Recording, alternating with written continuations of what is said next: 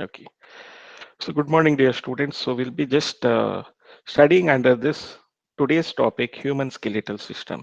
In the previous class, we had studied about locomotion and movement, definition of it, different types of uh, the movement that we have within our body. So the different types of locomotion like amoeboid movement, ciliary movement, flagellar movement, all those we had discussed about. Then we had discussed about the mechanism of muscle contraction or muscle movement. So wherein we had discussed the structure of actin and myosin filaments. Then we had also discussed about the sliding theory in the previous class. So today we'll be discussing about the human skeletal system. So how we have the skeletal framework. You know that our skeletal system is made up of bones. Here and there we do have cartilage, which we have already studied under structural organization. So where we have studied the uh, type of cartilages and other things.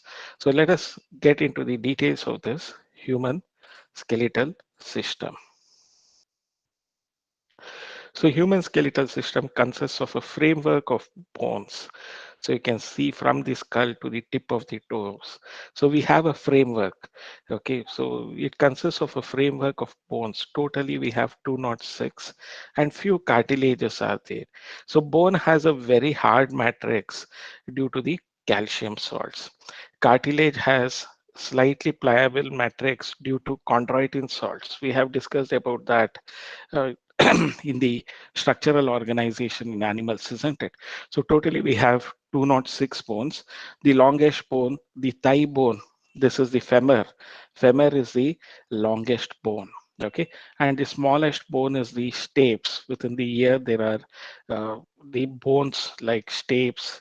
So stapes is the smallest bone. So the largest bone is the femur. So we have to remember about it. So this is the skeletal framework that we have.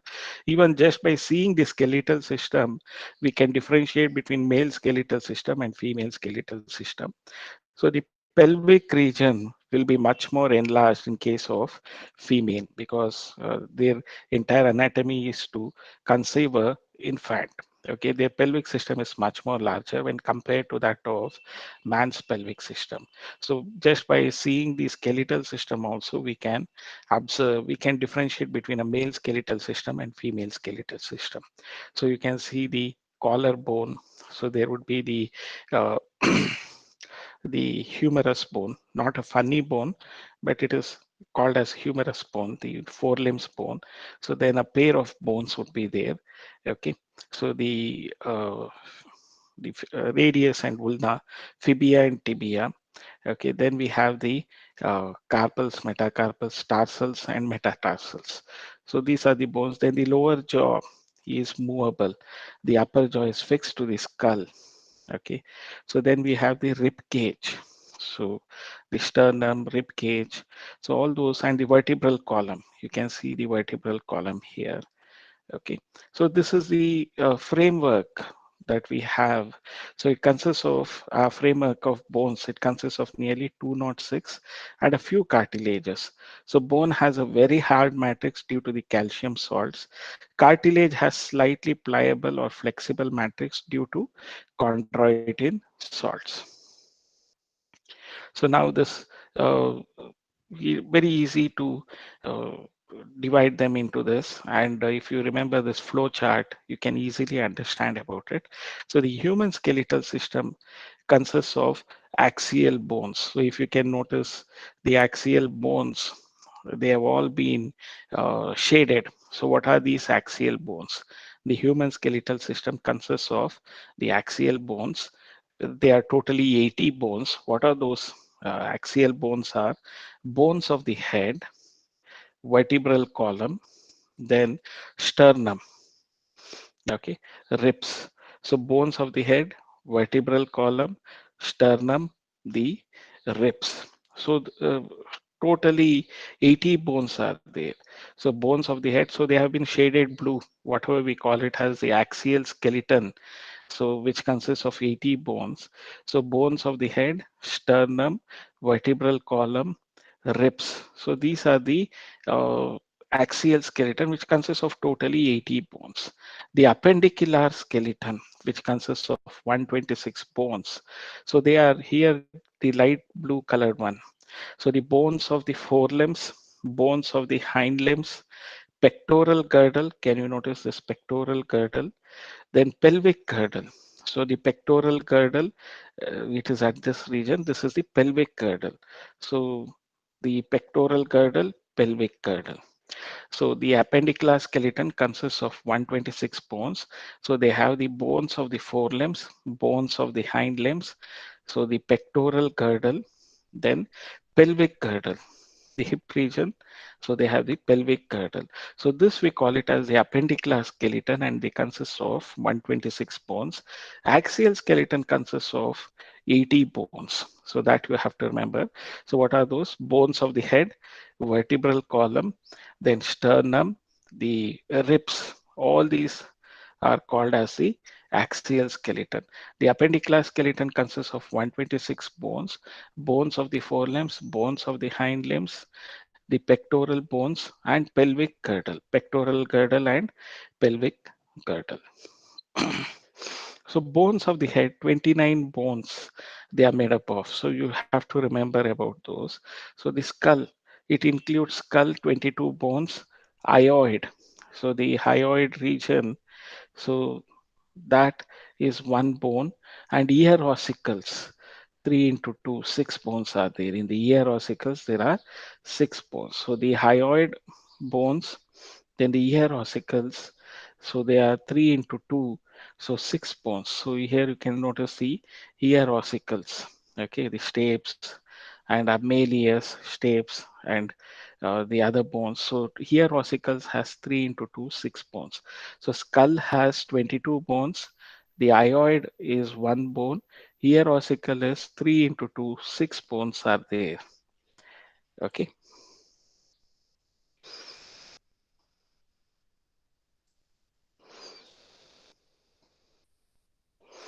The bones of the head, so they include 29 bones. Uh, you can remember this as F part, frontal bone, parietal bone, occipital bone, temporal bone. Okay, so they include skull has 22 bones. It includes cranial bones and facial bones. So it includes the cranial bones and the facial bones. So the cranial bones are 8 in number. Facial bones are 14 in number.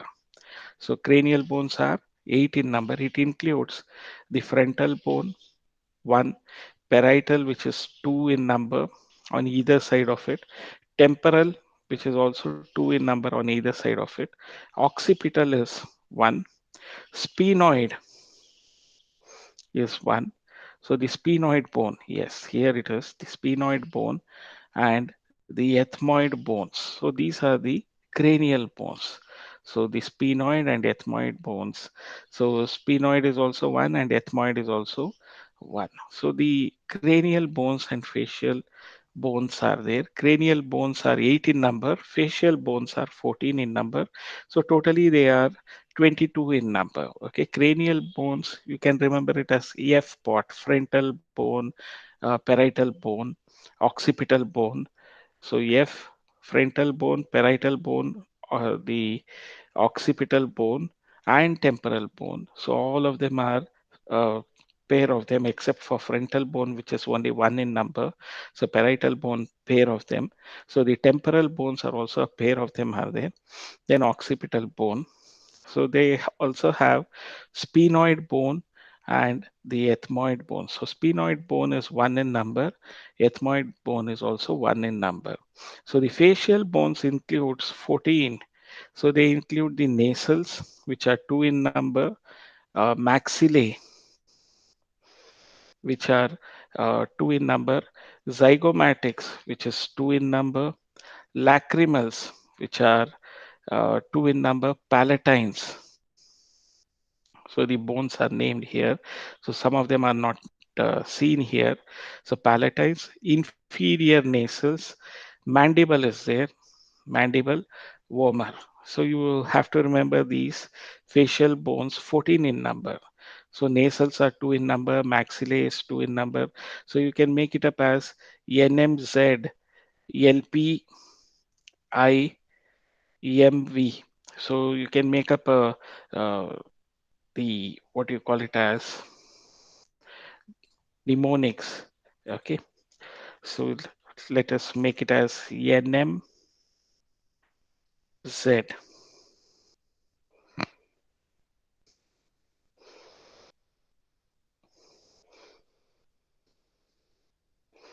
So NMZ, LP, IMV. So we can make it as some mnemonic code for the facial bones. So nasals, maxillae, zygomatic arch or zygomatics, lacrimals, palatines, inferior nasals. Okay. Then there is mandible, omer. So this way we can remember all the facial bones by putting it under this NMZ, LP, IMV. So we have to mug up this mnemonics. So nasals, mandible, we have to decode, code and decode. NMZ is nasals, maxillae, zygomatics. Then there is lacrimals, palatine, the inferior nasals, mandible, vomer. So that is how you have to remember all these bones of these facial bones. So if you write it in the same format, still the inferior nasals, all of them are having two bones. Only mandible and vomer are having one bone. So I had already told you the cranial bones, you can remember it as F pot. F pot. Then you can add up this sphenoid and ethmoid bone, isn't it? F pot.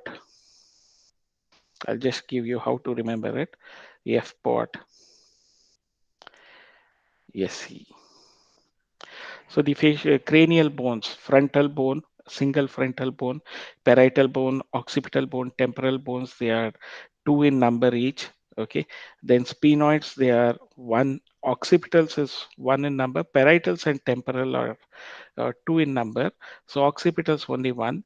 The sphenoid is one, and the ethmoid is also one bone. So totally they have 8 bones and 14 bones in the uh, facial bones. So we can remember by these code words. Okay.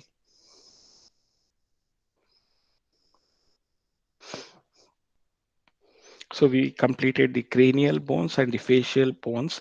They include nasal bones, maxillae, then they have the zygomatics, okay, so which are also two in number. So zygomatics, nasal bone, then they also have this lacrimal bones, two in numbers, the palatines, which is two in number. Okay, they have not named the palatines here. Inferior nasals, then mandible, this is the mandible region. So maxilla, mandible region, vomer. Okay, so these are the bones that you have to remember about. So bones of head, it is 29 bones. Skulls are 22 that we have just discussed about, include cranial bones and facial bones. So 29 bones are there, skull and facial bones. Then there is this hyoid bone. So hyoid bone, you can notice where exactly they are present. So they are present at this region. So the hyoid bone, so you can also see it here. It is U-shaped bone found at the floor of the buccal cavity. It is found at the floor of the buccal cavity, the U-shaped bone. So which is found at the floor of the buccal cavity. We call it as the hyoid bone. So they are one in number. So they are found at the floor of the buccal cavity. So the hyoid bone. So the bones of the head, there are totally 29 bones. So hyoid bone we have discussed about. Then the ear ossicles. So ear ossicles, you can notice within the ear there are three bones. So since we have a pair of ears, 3 into 2, it is equal to 6. So there are 3 bones. So you can just see the size of this very small bones. So the malleus, which is two in number, incus, which is two in number, and stapes, which is two in number. So the malleus, incus, and stapes. So the smallest bone, you can notice the stapes. Okay,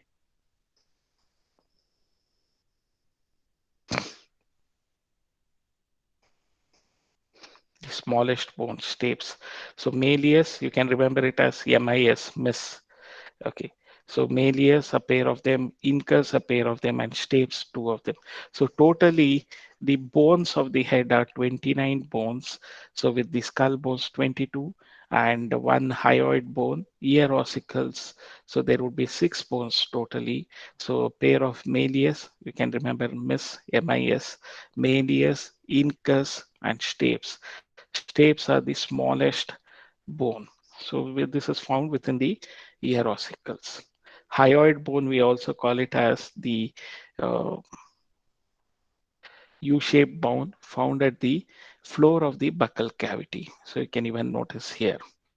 Now, the bones of the head, 29 bones. So we know about that. So the skull articulates with first vertebrae, that is atlas of vertebral column. So the first vertebrae it articulates with the skull articulates. So you are able to move your head, isn't it? So the skull articulates with first vertebra, the atlas of our vertebral column, with the help of two occipital condyles. So they have dicondylar skull with the help of two occipital condyles. So we are able to articulate our head. We are able to move our head. The skull articulates with first vertebrae, the atlas of vertebral column, with the help of two occipital condyles on the skull. So we have a discondylar skull or bicondylar skull, you can also call it as. So occipital condyle is there. With the help of these two occipital condyles, we are able to articulate or move our head. So the skull articulates with first vertebra, that is atlas of vertebral column, with the help of two occipital condyles. So we are having a bicondylar skull or dicondylar skull. So the vertebral column. So what are they formed of? They are formed of the 26 vertebrae. Okay, so we have already discussed the skull articulates with the first vertebrae or atlas. So the vertebral consists of, they are formed of 26 vertebrae. So they are of five types. See, all of this here you have to remember through code words or mnemonics or through some funny way you have to remember about them. So there are five types of vertebral column. Okay. So the first one is cervical vertebrae. So immediately of the cervical, as the name indicates. So the cervical vertebrae, thoracic vertebrae, lumbar vertebrae.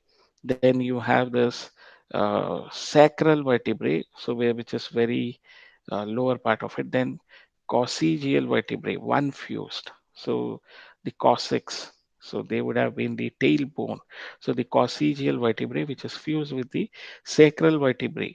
Okay, so the sacral vertebrae, lumbar vertebrae, the thoracic vertebrae, then the cervical vertebrae. So cervical vertebrae, you have to remember the sacral vertebrae is one is fused, coccygeal vertebrae is also one fused.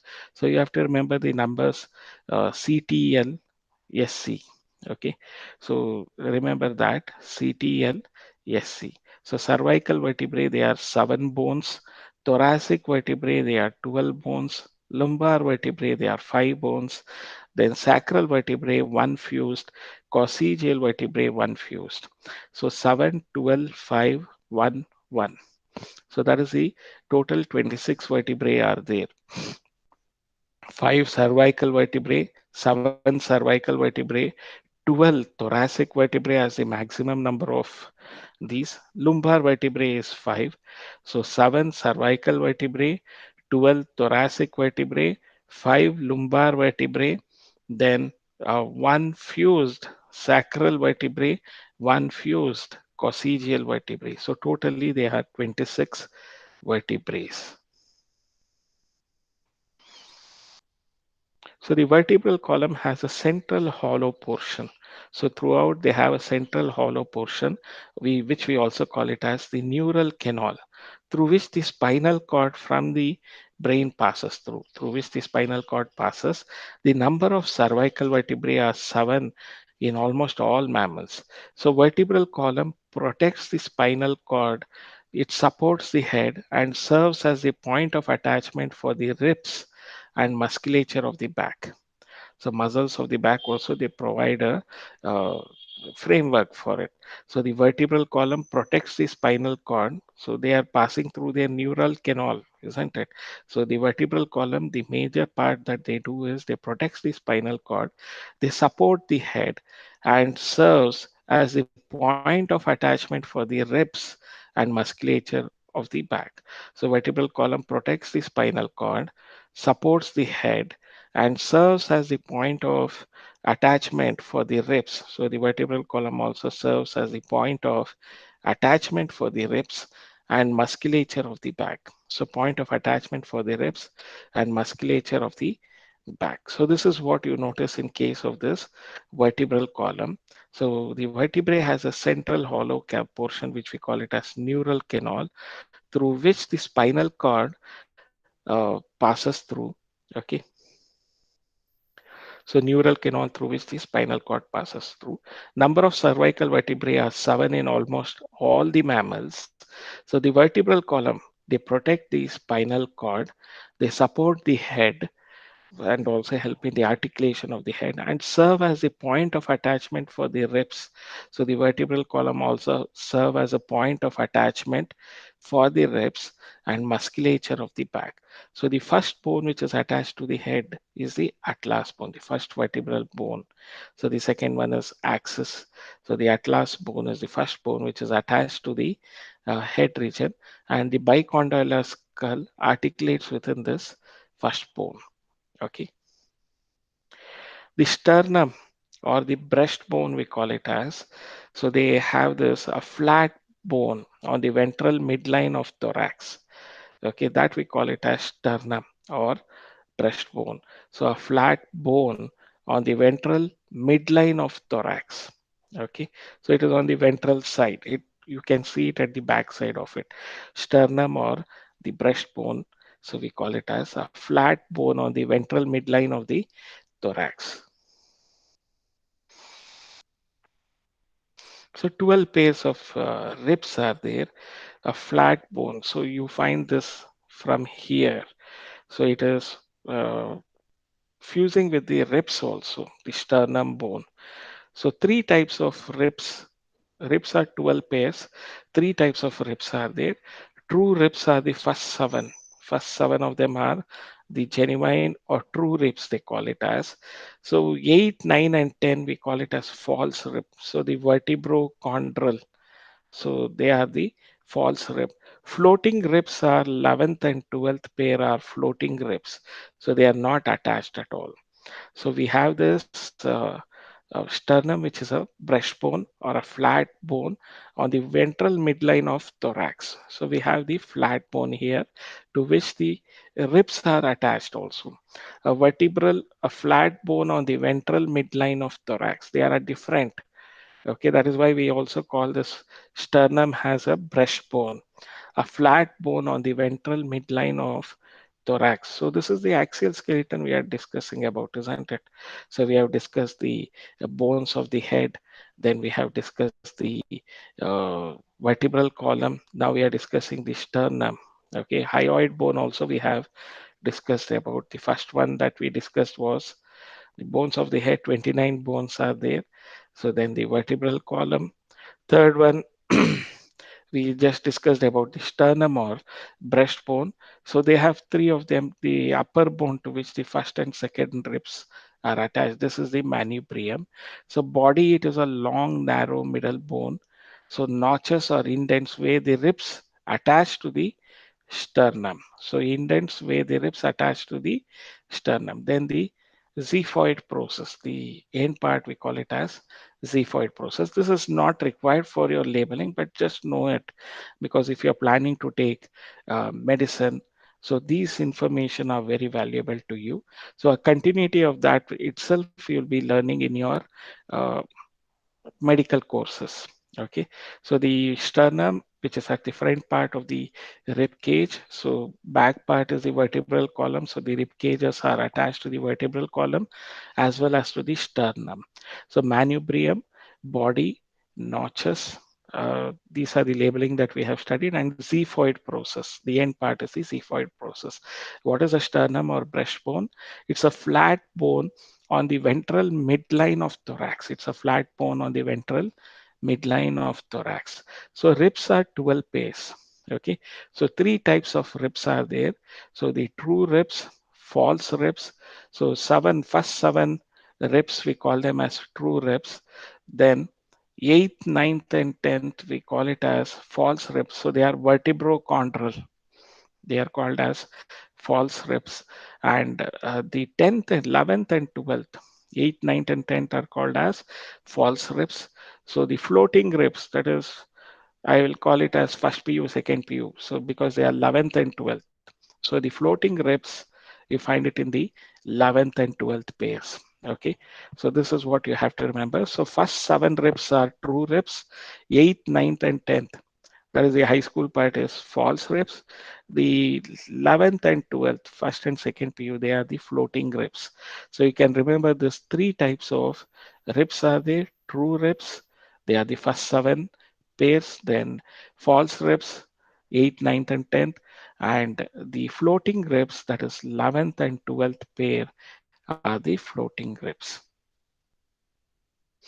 So each rib has two articulation surface on its dorsal end. So it is called as bicephalic. So each rib has two articulation surfaces on its dorsal end. So it is called bicephalic. So the ribs are called as bicephalic since they have two articulation surfaces on its dorsal end. So there is two articulation surfaces on its dorsal end. So it is called as bicephalic.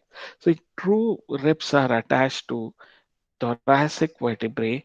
So the true ribs are attached to the thoracic vertebrae, the vertebral column at the backside I'm talking about. So they are attached to the thoracic vertebrae and ventrally connected to the sternum with the help of hyaline cartilage. So these are the hyaline cartilage. So and they are ventrally connected with the help of hyaline cartilage. So the true ribs are attached to the thoracic vertebrae and they are ventrally connected to sternum with the help of hyaline cartilage. So they are ventrally attached, connected to the sternum with the help of hyaline cartilage. So the false ribs do not articulate directly. So these are the false ribs, 8th, 9th, and 10th. They do not articulate directly with the sternum. That is the reason we call it as false rib. So the true ribs are attached to thoracic vertebrae and ventrally connected to the sternum with the help of hyaline cartilage. So the blue ones are all the hyaline cartilage. False ribs, they do not articulate directly with the sternum, but join the seventh rib. But they rather join 8th, 9th, and 10th. They do not articulate directly with the sternum, but join the seventh rib with the help of hyaline cartilage. So they are joining the seventh rib with the help of hyaline cartilage. So the floating ribs are not connected ventrally. So the floating ribs, so the 11th and 12th PU, so they are not connected ventrally. So that is why the true ribs, they are connected directly to the sternum. So they, since these ribs have two articulation surfaces on its dorsal end, we call it as bicephalic. So true ribs are attached to the thoracic vertebrae. Okay, backside the thoracic vertebrae, they are attached and ventrally connected, that is a different, they are connected to the sternum with the help of hyaline cartilage. So thoracic vertebrae and ventrally connected with the sternum with the help of hyaline cartilage, that is the true ribs, first seven of them. So 8th, ninth, and 10th ribs, they are not directly connected to the sternum. Instead, so the false ribs do not directly articulate with the sternum but join the seventh rib with the help of, they are joining the seventh rib with the help of hyaline cartilage. So floating ribs are not connected ventrally. Okay, so totally we have 12 pairs of ribs. Now we'll go for the appendicular skeleton. The first that we'll discuss is the bones of the forelimbs. So the appendicular skeleton, the first part that we'll discuss is bones of the forelimbs. So totally we have 30 into 2, 60 bones. Each hand has 30 bones. So two hands, a pair of hands, it is going to be 60 bones. They include humerus, the large bone. It's not a funny bone anyway, humerus. So we call it as the forelimbs, the longer bone. So humerus, one in number, radius and ulna. So out of 30, this is we are talking about, but two pair of hands, we have two humerus, okay, radius and ulna. So a pair of them, carpals, metacarpals and phalanges. So carpals, the wrist bones. So they are eight in total, the carpals, the wrist bones. So in this region, we have the wrist bones, then the metacarpals. So you can notice this zone, the larger bones, they are the metacarpals. And from the fingers, they are all the phalanges. Okay, in the fingers, the bones that are there, they are the phalanges. That is the digit. So the palm bones. So these are the palm bones. So you have this four bones in the palm bones. Okay, so the wrist bones is at this region, the carpals. The palm bones are the metacarpals. Then digit bones are the phalanges. So 14 digits totally they are having. So 30 bones are there. Humerus one, radius and ulna is one each. Carpals or wrist bones, they are eight in numbers. The metacarpals are the palm bones, they are five in numbers. Phalanges, they are the largest in distribution. So you can count.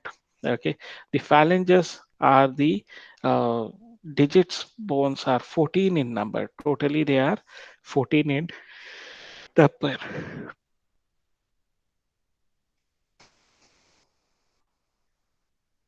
That is the bones of forelimbs. Bones of hind limbs are also 30 each. So since there are a pair of hind limbs, totally it would be 60 bones. So the bones of hind limbs include the thigh bone, the longest bone in our body is the femur. Okay, the thigh bone, which is one in number. So then there is patella or kneecap. Okay, that is one in number. Tibia and fibula. So they are one in number each. So tibia and fibula. Fibula is smaller bone. So even here you had the radius and ulna, isn't it? So the radius and ulna. Then here you have the tibia and fibula. So tibia and fibula. So they have the tarsals, okay, metatarsals and phalanges. So phalanges are 14, metatarsals are 5. The tarsals or ankle bones, just like wrist bones, the ankle bones are 7. So wrist bones were 8 in number. Okay. So femur is 1 in number. Patella is kneecap 1 in number. Okay. Tibia and fibula, they are 1 in number each. Okay. So totally we have 30 bones in the hind limb. A pair of hind limbs, 30 into 2, that is 60 bones. So 60 bones of hind limbs and 60 bones of forelimbs. So majorly you find there the bones of it. Then the pectoral girdles. Okay. So one side of the pectoral girdle, that is the pectoral girdle, clavicle bones, then the collar bones. So we have the shoulder bone or collar bone, then they have this ball and socket joint. So you can notice here. So the pectoral girdles, they are formed of clavicle, collarbone. So we have a pair of clavicle. Okay. Then scapula. So the shoulder blade. So we call it as the scapula. Okay. So they are formed of 2 into 2 four bones. Collarbone are 2 in number. Scapula or shoulder blade. So they are also 2 in number. The pectoral girdles. So we are further continuing with this pectoral girdles. Scapula is a large triangular uh, flat bone situated in a dorsal part of the thorax between second and seventh ribs. So the dorsal part of the thorax. So this is the ventral, the dorsal part of the thorax at the backside of us, at the second and seventh rib, you can notice this triangular bone that is scapula. Scapula has a slightly elevated ridge or the spine, which projects as a flat expanded portion, which we call it as acromion. So they have a projected spine-like structure and a flat expanded process called the acromion. Okay, the clavicle articulates with this, right? The flat expanded portion called the uh, acromion. The clavicle articulates with this. Below the acromion is a depression, glenoid cavity, which articulates below the acrominium is a depression which is uh, glenoid cavity which articulates with the head of humerus to form the shoulder joint. So you find this glenoid cavity is a depression which articulates with the help of humerus to form the shoulder joint. So these are the things that you have to remember regarding scapula. Scapula is a large triangular flat bone situated in the dorsal part of the thorax between the second and seventh ribs. So scapula has a slightly elevated ridge spine which projects as a flat expanded process. So they project as a flat expanded process called as the acromion. The clavicle articulates with this. So the expanded process called as the acromion. The clavicle articulates with this acromion. Below the acromion is a depression or a glenoid cavity which articulates with the head of humerus to form the shoulder joint. Okay. Then these are the pelvic girdles. They are two into and two bones are there. They are formed of coxal bones.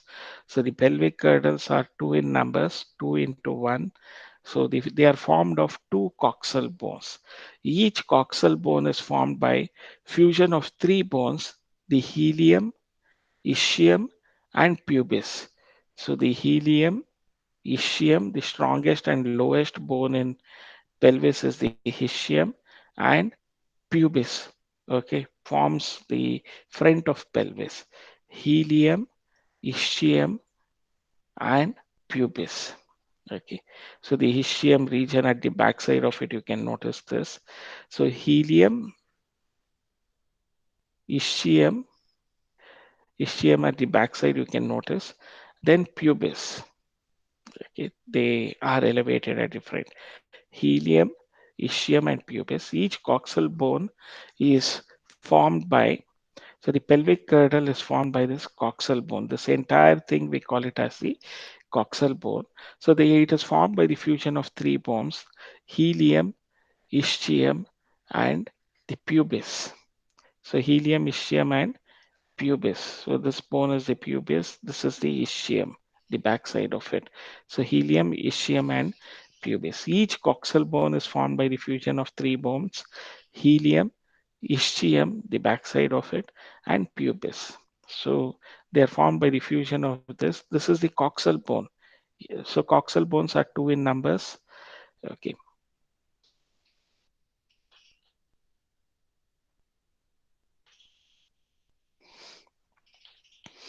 At the point of fusion of helium, ischium, and pubis is a cavity. So acetabulum. So this cavity, acetabulum is there at the point of fusion of helium, ischium, and pubis. There is an acetabulum, a cavity to which the thigh bone articulates. Okay. So there is an acetabulum to which the thigh bone articulates.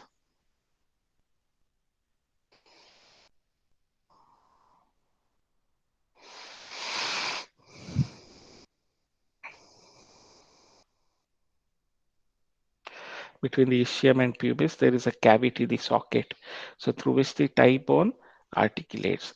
The two halves of the pelvic girdle meet ventrally to form the pubic symphysis containing the fibrous cartilage.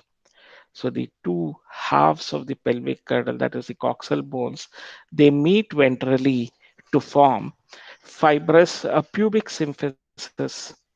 So they meet ventrally to form the pubic symphysis, okay, which is containing the fibrous cartilage. So you can see this pubic symphysis containing the fibrous cartilage. So they are meeting in the ventral side. The two halves of the pelvic girdle, they meet ventrally to form pubic symphysis. Okay, they meet ventrally to form the pubic symphysis, which is fused by the containing the fibrous cartilage. Okay, so that is about the pelvic girdle, pectoral girdle. So the fused sacrum and coccygeal fused bone, one of them, so which we have already discussed in the vertebral column. Okay, so the next part of it that we are going to discuss is joints, the non-moving joints, part moving joints, free moving joints. Okay, so joints are point of contact between bones or between bones and cartilage. So there are three major types of joints: fibrous, which is immovable joints. So there are three types of joints: fibrous, cartilaginous, slightly movable joints, synovial, movable joints. Okay, partially moving joints, that is slightly movable joints, synovial joints, which are movable joints. So non-moving joints, they are fibrous points, so immovable. So cartilaginous, they are slightly movable joints. Synovial, movable joints. Okay, so joints are point of contact between bones or between bones and cartilage. So that is what the point of contact between bones or bones of cartilage. There are three types of joints: the fibrous joints, cartilaginous joints, synovial joints. So the fibrous joints, they are immovable. Skull is a very good example of the fibrous joints of the bones. The cartilaginous joints, they are slightly movable. Synovial joints are movable joints. See, the fibrous joints, they are the immovable joints, which you can notice in the skull. Okay, you can notice this. They are fused by the fibrous joints. They are immovable joints. Sutures between flat skull bones is a very example of the immovable or fibrous joints. So you can see in the skull here, the frontal lobe, the parietal lobe, occipital lobe, temporal lobe. So they are all having this immovable joints, sutures between flat skull bones. So here it is an enlarged part that they have shown. Okay, so sutures between the flat skull bones. So they are immovable joints, fibrous joints. Okay, the sutures between flat skull bones is an example for fibrous or immovable joints. So the cartilaginous joints, slightly movable joints. So bones are joined together with the help of cartilage. Example, the joints between the adjacent vertebra, they are joined by this cartilage. So the slightly movable uh, joints. Okay, so bones are joined together with the help of cartilages. Example, joints. So the bones are held together with the help of cartilages. So joints between the adjacent vertebrae, they are all joined with the help of cartilages. So they are slightly movable, but they are not freely movable. They are slightly movable. That is the cartilaginous joints. In the synovial joints, they are movable joints. They are characterized by the presence of a fluid filled synovial cavity. Okay, they have this fluid filled synovial cavity. These joints, they are movable joints. They are characterized by the presence of a fluid filled synovial cavity. So they have a fluid filled synovial cavity between the articulating surfaces of the two bones. Articulating is the moving surfaces of these two bones. So you can notice this. They have a synovial cavity filled with fluid. So they are the movable joints. So the synovial joints are movable joints. They are characterized by the presence of a fluid. So there is a presence of a fluid between this synovial fluid filled synovial cavity. They have a fluid filled synovial cavity between the articulating surfaces of the two bones, the moving surfaces of the two bones. They have this synovial fluid filled cavity. So synovial joints are movable joints. So the types of synovial joints are ball and socket joint, the shoulder joint and hip joint. So they are the ball and socket joint. So examples for them. Okay. So the ball and socket joint. So the shoulder joint and the hip joint, they are the ball and socket joint. Hinge joint, knee joint, elbow joint, etc. They are all hinge joint. Okay. Pivot joint, you notice between joint between atlas and axis, we call it as pivot joint. So atlas and axis, they are joined. Okay, so that we call it as pivot joint, joint between atlas and axis. So it is a pivot joint.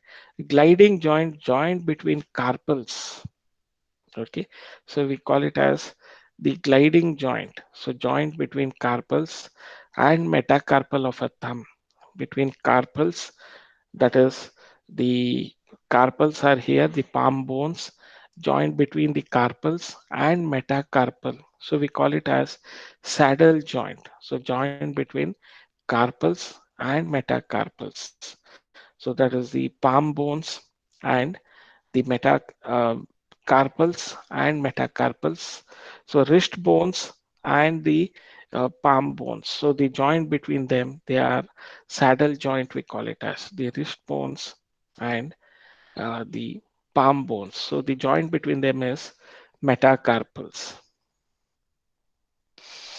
So there are nearly five types of joints. So you can remember it as BHP, GS. So ball and socket joint, the shoulder joint, and hip joint. So by the humerus bones. So they are the example ball and socket joint. So BHP, I told you. So the hinge point. So knee joint, elbow joint, they are the hinge point. Pivot joints, joints between atlas and axis. Atlas is the first vertebrae, thoracic first vertebrae that we have. Axis is the second vertebrae. The joint between atlas and axis is the pivot joint. So the gliding joint you notice between carpals. So the joint between carpals, we call it as gliding joints. So between carpals or the uh, wrist bones. Okay, so the joint between carpals, we call it as gliding joint. Saddle point is the joint between carpals, wrist bones, and metacarpal of the thumb. So we call it as saddle joint. So the gliding joint. So BHPGS. So you should mark this up. Many times they have asked you to write the types of synovial joints and examples of it, or they give the examples and ask you to write which is the type of joint in your NEET and CET question papers. Many times they have asked these questions. So you should be thorough with this concept of it. So ball and socket joint, so you remember it in a sequence, BHP, GS. So ball and socket joint, you can remember the shoulder joint and hip joint. So gliding joint and saddle joint, they are carpals and metacarpals. So you just remember about that. So pivot joint, unique between atlas and axis. So that pivot joint. Then hinge joint, the knee joint, elbow joint. So you can remember it about it. So the ball and socket joint, H is hinge joint, then pivot joint between atlas and axis, BHP, GS, the gliding joint. Okay, joint between carpals, we call it as gliding joint. GS, the saddle joint, that is joint between carpal and metacarpal of thumb. We call it as saddle joint. Okay, these are the types of joints that we have. So the disorders of the muscular and skeletal systems are, so the disorders of the muscular and skeletal systems, what are the disorders? So myasthenia gravis, myasthenia gravis, it is an autoimmune disorder. It affects the neuromuscular junction. So it leads to fatigue, weakening, and paralysis of skeletal muscles. So myasthenia, disorders of muscular and skeletal system, it is myasthenia gravis, we call it as. So it is an autoimmune disorder. So self-immune disorder. What exactly happens is it affects the neuromuscular joints. Okay, the neuromuscular junction is affected. It leads to fatigue. They become very tired, weakening, and paralysis of skeletal muscles.